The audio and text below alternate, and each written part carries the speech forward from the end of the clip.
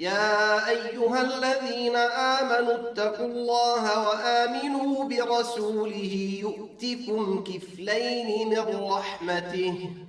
So initially from the first in the very beginning of Islam and Iman and Ihsan are all one thing.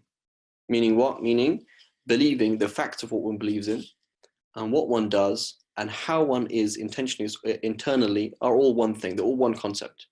When you become a Muslim, it's all one thing. Okay. Over time, sciences, when the need for certain problems arose, sciences developed. So, for example, when there's a long period of time between you and the Prophet ﷺ, the problem of authenticity develops.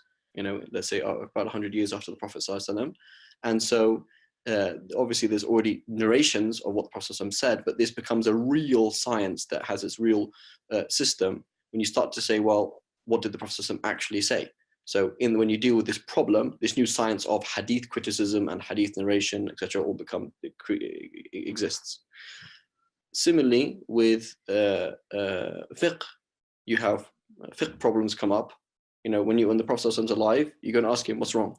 But when you have when Islam spreads and there's more and more scenarios developing and all these different things happening everywhere, and you need to answer questions, you need to have a system of answering questions, this science of fiqh develops. So you have this thing called fiqh, you have this thing called hadith science, you have this thing called tafsir, you have all these different sciences. Okay. Now, one of the problems, initially, Aqeeda was never really a problem in the very, very earliest period. Now and then you had a few people bring up some issues, but generally speaking, in the Umayyad period, which ended about 131 Hijri.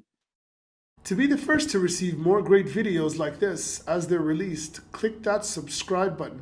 Also, to take a course and increase your knowledge, go to Kiflayn.com.